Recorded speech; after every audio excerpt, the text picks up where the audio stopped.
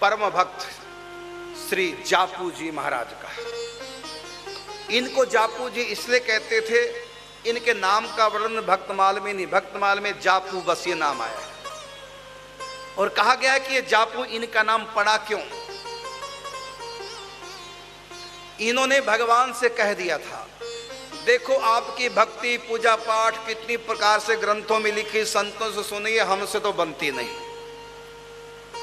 सबसे सरल हमको लगता है संतों के श्रीमुख से सुना है वो आपके नाम का जाप, इसलिए बस हम तो कुछ नहीं करेंगे। ना हमसे एकादशी बनती है, ना हमसे पूजा करना आता है, ना हम समझ पाते हैं, लेकिन आपका सरल सा सीधा सा नाम जो संतों से मिला, बस मैं तो केवल नाम जाप करूंगा। और हमें विश्वास है क्योंकि संत कृपा से जो सत्संग सुलभ हुआ उसके द्वारा हमने तो यही निर्णय किया, अधिक झंझटों में पड़ना नहीं। ये कलयुग है, बस कलयुग केवल नाम आधारा, बस नाम जाप करो बस। हरेर नाम हरेर नाम हरेर नाम ऐव केवलम कलौ नास्तैव नास्तैव नास्तैव गतिरन्यथा।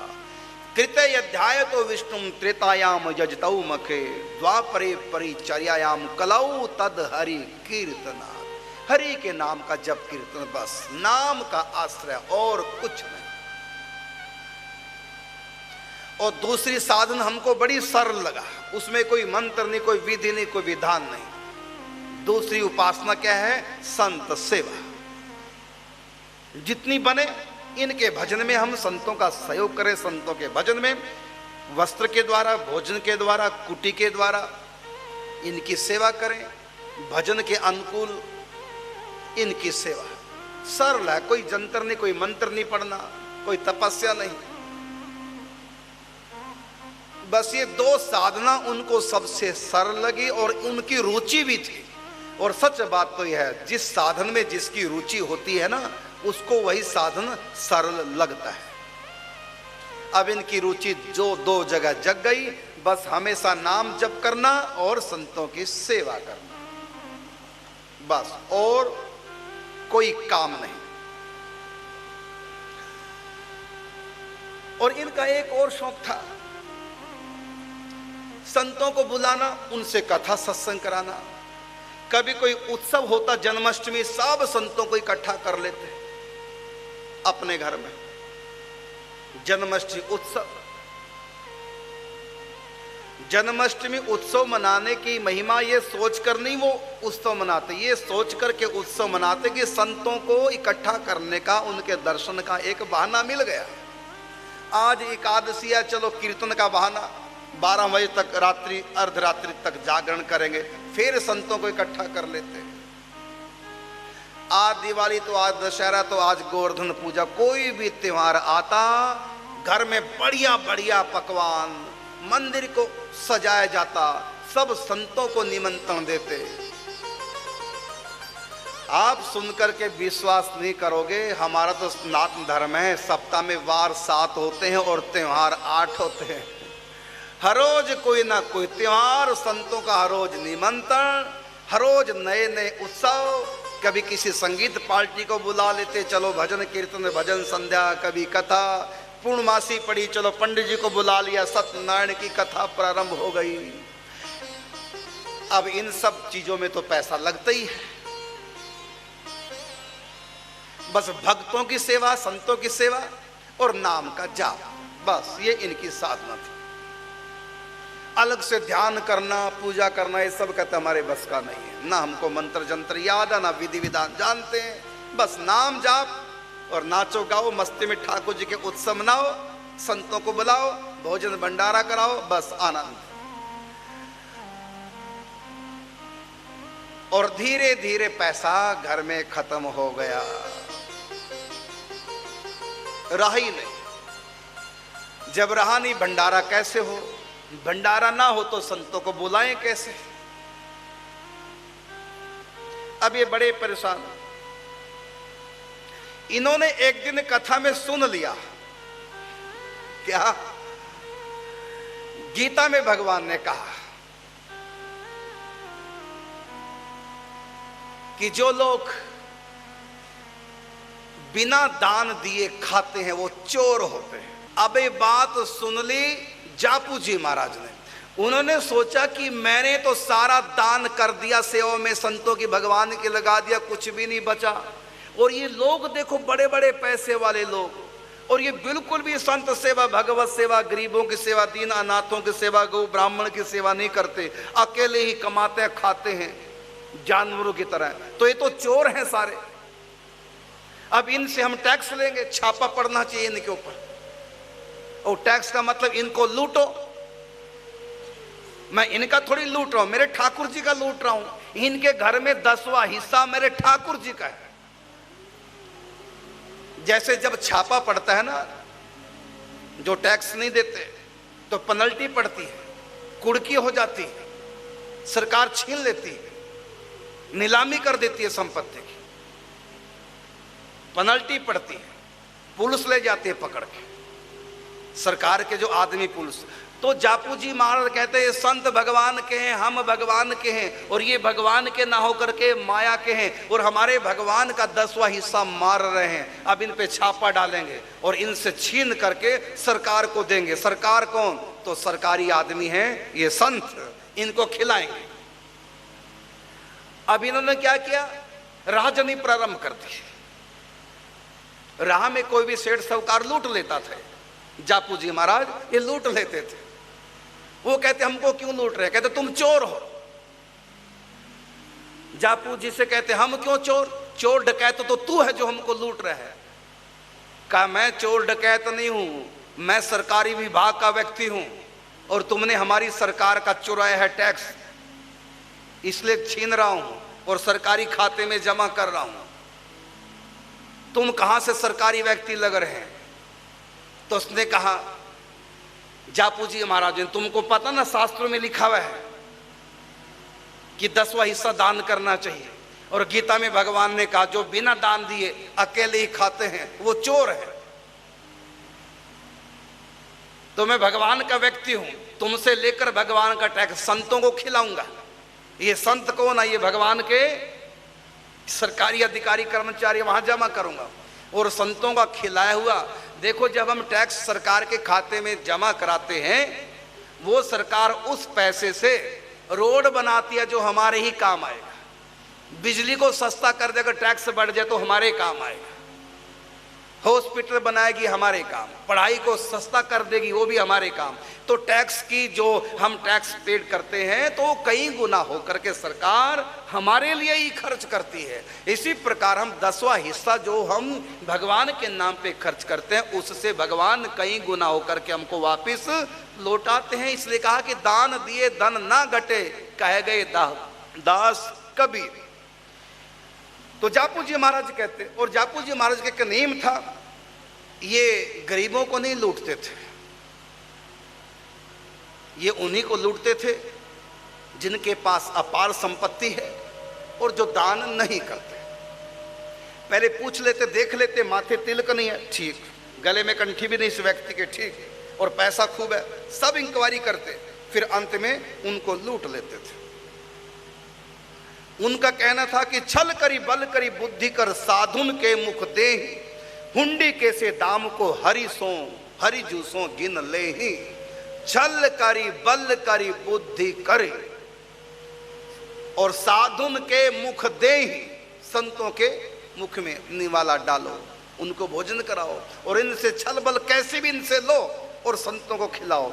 और लाभ क्या होगा? हुंडी के से दाम को हरि जूसों गिन ले ही।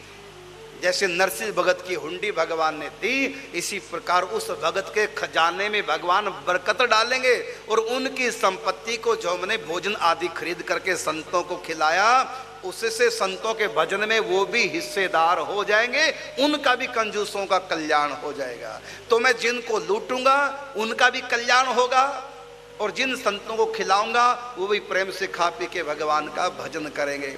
और ये कोई गलत नहीं, क्योंकि टैक्स लेना यदि कोई ना दे, जबरदस्ती सरकार का टैक्स लेना पेनल्टी सहित, ये कोई पाप नहीं, ये सरकार का अधिकार है। इसने कहा कि छल करी बल करी लीजिए महाकृपण को दान, संतन के मुख बोइए यही सयानों का। इस प्रकार ये लूटते और संतों को खिलाते। एक बार एक सुनार के यहां गए, सुनार को कहा कि कुछ दान पुण्य भी करते हो कि ऐसे जीवन यापन कर रहे हो ऐशोराम में? उसने सीधा कर दिया, हम नहीं दान दून में विश्वास रखते। पूरा बातचीत की, फिर समझाया भी कि गीता में भगवान ने कहा जो बिना दान किए खाता है वो चोर है, और चोरी का माल जो हजम करता है उसकी दुर्गति होती है, जानवर की योनि में जाता है, इसलिए दान प्रत्येक मनुष्य को करना चाहिए। वो नहीं माना सुनार। उसने क्या किया, सुनार को धमकाया और उसकी तिजोरी से माल ले आया और ला करके संतों का भंडारा कर दिया। उसके बाद सुनार आया अपने व्यक्तियों को लेकर के, इकट्ठे करके उसके घर में जापू जी के, और लगे हल्ला करने। परस्पर लड़ाई हो गई, हाथापाई वाली नहीं, जुबानी लड़ाई। जापू जी ने कहा मैंने कोई डाका नहीं डाला, यदि कोई टैक्स नहीं देता तो सरकार छापा मारती है, कोई टैक्स चोरी करता है तो सरकार छापा मारती है, क्या छापा मारने को कहोगे कि डाका डाला सरकार ने? तो गीता में भगवान ने कहा, तो उसने पूरी व्याख्या करके बताया, चोर मैं नहीं, चोर तुम हो जो दान दिए बिना खाते हो। और कहा कि संत कोई नौकरी करेंगे, फैक्ट्री चलाएंगे? ये संत भजन करने के लिए संत बने। हम सब गृहस्थों का धर्म है इन संतों की सेवा करें, इनको कुटिया बनवाएं, इनको भोजन वस्त्र दें, ये गृहस्थों का धर्म है। भगवान के लिए मत कुछ निकालो, कम कम संतों की सेवा तो करो। पूरा समझाया तो वो बोले हमारी नहीं श्रद्धा हम नहीं देंगे। तो जापू जी बोले टैक्स देने में श्रद्धा किसी की नहीं होती, तब भी देना पड़ता है, नहीं दो तो सरकार जबरदस्ती लेती है। श्रद्धा से काम नहीं चलेगा, श्रद्धा से काम नहीं, यहाँ टैक्स देना पड़ेगा, नहीं दोगे तो जबरदस्ती ऐसे लूटेंगे हम। परस्पर दोनों का वाक युद्ध हो गया। उस समय राजा का एक नियम था, कहीं भी कोई विवाद हो तो लड़ो मत, यहां आओ हमारे पास, हम उसका फैसला करेंगे, लेकिन परस्पर कोई लड़ेगा नहीं। जो परस्पर लड़ेगा, चाहे दोष है कि नहीं है, लड़ाई ही एक भारी दोष है। चाहे कसूरवार हो चाहे बेकसूर हो, जो भी लड़ेगा वो जेल में जाएगा। यदि कोई किसी पर अत्याचार कर रहा है तो हम किस लिए बैठे? राजा ने कहा परस्पर क्यों लड़ते हो, हमारे पास आओ, हम सभा में बुलाकर उसको इंसाफ देंगे, लेकिन परस्पर कोई लड़ाई नहीं करेगा। तो ये सख्त ऑर्डर थे। तो जब जापू जी के घर के बाहर वाक युद्ध चल रहा था तो सिपाहियों ने सुन लिया, आ गए, जापू जी को और इस सुनार को पकड़ करके जेल में डाल दिया, क्योंकि लड़ रहे थे। लड़ना नहीं, सुनार ने कहा इसने चोरी की है, डाका डाला मेरे यहाँ, इसलिए मैं लड़ाई कर रहा हूं। तो सुनार से कहा लड़ क्यों रहे हो? यदि इसने डाका डाला तो राजा के पास जाओ, राजा करेगा इंसाफ, तुम स्वयं क्यों जज बन गए हो? ये तुम्हारी गलती है, चलो जेल में। जो बेकसूर सुनार था वो भी जेल में, और जिसने डाका डाला वो भी, दोनों ही जेल में। अब ये जेल में चले गए, नाम जाप तो उसका वहां भी चल रहा था जापू जी महाराज का। भक्त महल में बड़े बड़े विचित्र भक्त हुए। कई बार तो लगता है कि क्या विचित्र भक्त है, कितना गलत काम कर रहे, लगता है कि गलत कर रहे हैं। हाँ, हो सकता है कि यहाँ की सरकार कानून के हिसाब से गलत हो, लेकिन ये यहाँ के कानून से नहीं, वहां के कानून से चल रहे थे। इसलिए भगवान के आगे सच्चे थे, लेकिन दुनिया के आगे ये गलत थे। जापू जी महाराज दुनिया के हिसाब से गलत है और भगवान के हिसाब से ठीक है। तो दुनिया दुनिया के हिसाब से चलेगी, भगवान की संत भगवान के हिसाब से चलते हैं। तो दोनों को जेल मिली। अब इसको भगवान पे थोड़ा रोष आया, भगवान से कहा प्रभु ये आपने क्या किया? मैंने जो भी किया शास्त्र के अनुसार किया, आपके संतों के लिए किया, और आपके संतों की वाणी सुनकर ही मैंने सीखा है। और आपने भी गीता में कहा है जो बिना दान दिए अकेला खाता वो चोर है, आपने भी गीता में कहा वो चोर है। तो दंड तो इस नार को मिलना चाहिए, और दंड मुझको क्यों? मैं तो उससे आपका टैक्स लेकर के आपके संतों को तो खिलाता हूं, और फिर मेरी संत सेवा क्यों छूट गई। रोने लगा, भगवान से प्रार्थना करने लगा, प्रभु आपके नाम का जप तो चल रहा है, लेकिन इससे भी ज्यादा महिमा आपके संतों की सेवा की है। यदि मैं इसी प्रकार जेल में रहा तो मेरी सेवा छूट जाएगी। रोने लगा, भगवान से प्रार्थना करने लगा, प्रभु अब तक जो मैंने शास्त्र पढ़े, संतों से सुना, उसके हिसाब से तो मैं ठीक ही हूं, तो आपने मुझको दंड क्यों दिया, संतों से दूर क्यों कर दिया, जेल क्यों मुझको दे दी, क्यों नहीं मेरी रक्षा की। जेल में पड़ा हुआ भगवान से प्रार्थना कर रहा है, घर परिवार का चिंता नहीं। कोई भी व्यक्ति जेल में हो और उम्र कैद हो जाए, वही सोचता है मेरे बच्चों का क्या होगा, मेरा व्यापार बिजनेस का क्या होगा। और ये रो रहे हैं, क्या सोच रहे हैं, संतों की सेवा कौन करेगा, मेरे घर से कोई भूखा ना चला जाए। पहले अपना धन पूरा लुटा दिया संतों पर, और लोगों को लूट लूट के लुटा रहा है। तो भगवान ने सोचा कि इसमें राजा का कसूर क्या है, राजा भी तो मेरा ही स्वरूप है, वो भी तो न्यायाधीश है, वो भी तो मेरा ही काम कर रहा है। तो राजा ने अपने राज्य में जो कानून पारित किए हैं वो लगे हैं, और उसके अनुसार जो चलेगा तो राजा उसको इनाम देता है, और जो उसके प्रतिकूल चलेगा राजा दंड देता है। तो राजा को तो मैं कुछ कह नहीं सकता, क्योंकि राजा ने जो किया बिल्कुल ठीक किया। जो भी किसी को लूटेगा वो जेल में जाएगा। तो राजा ने अपना काम किया, तो मैं भी तो विश्व का राजा हूं, मैं भी तो फिर अपना काम करूं, और मेरा काम है भक्तों को सुरक्षा देना, विशेष रूप से भक्तों को पुष्ट तुष्ट करना, उनका पालन पोषण करना। तो भगवान ने अपना काम किया, राजा के स्वप्न में प्रकट हो गए। डांटा नहीं, फटकारा नहीं, क्योंकि राजा का कोई दोष नहीं है। राजा के स्वप्न में कहा कि देखो मेरे भगत का कोई दोष नहीं है, जापू जी महाराज का कोई दोष नहीं, उसको बंदी खाने से मुक्त किया जाए। यदि ऐसा नहीं करोगे तो तुमको मेरा कोप भाजन बनना पड़ेगा। कहकर भगवान अंतर्हित हो गए। सुबह उठे, स्वयं गए जेल में, द्वार खोला, उसको मुक्त किया, जाओ आप मुक्त हो।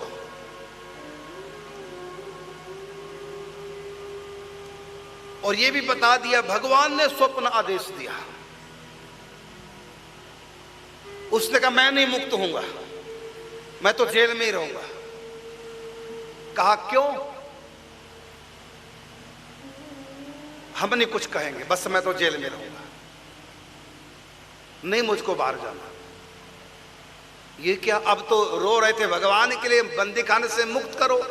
भगवान ने आदेश दिया राजा को, राजा मुक्त करता, कहता हम नहीं जाएंगे। राजा ने पूछा क्यों?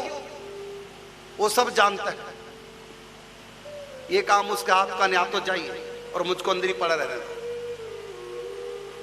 राजा गए, घर रात्रि हुई, सो गए। फिर दोबारा से स्वप्न में भगवान आए। स्वप्न में भगवान आए, राजा से कहा कि राजन सुनार को भी मुक्त कर दो,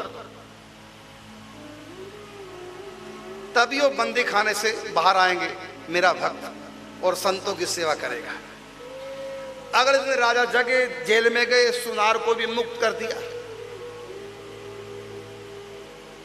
अब ये भी बाहर आ गए अपने आप। राजा ने जापू जी से कहा महाराज ये बताओ, कल हमने आपको बंदी खाने में मुक्त आजाद किया था, मुक्त किया था, बाहर क्यों नहीं आए? उसने कहा देखो मैंने तो ये सुना है, जिसके धन से संतों की सेवा होती है वो संसार के माया के बंध से मुक्त हो जाता है। तो सुनार के धन से मैंने संतों की सेवा की, तो सुनार को यहां से नहीं बल्कि भव सागर से भी, माया से भी मुक्त हो जाना चाहिए। इसलिए मैं भगवान पे नाराज था कि संतों की सेवा किया जिस सुनार के धन से, वो जेल में कैसे? जब तक वो मुक्त नहीं होगा तब तक मैं भी जेल से बाहर ले आऊंगा, उसको लेके जाऊंगा। और केवल इस जेल से नहीं, माया की जेल से भी मैं सुनार को मुक्त करता हूं। क्यों? क्योंकि उसके धन से, उसका लूट करके धन मैंने संतों को खिलाया, उसका फल तो उसको मिलेगा। ये माया से भी मुक्त, और माया से मुक्त कैसे होगा? जब ये संतों की अपनी श्रद्धा के साथ सेवा करेगा। तब राजा ने चमत्कार देख लिया था स्वप्न में। तो सुनार भी जापू जी के चरणों में गिर गया कि मैंने आपको डाकू माना, आप तो बहुत बड़े भक्त निकले हैं। कर्म तो आपका निंदनीय था, देखने में लगता है, लेकिन आपका भाव कितना ऊंचा है। राजा और सुनार दोनों जापू जी महाराज के चरणों में गिर गए और फिर दोनों को अपने पास बिठा करके संतों की सेवा की महिमा बताई।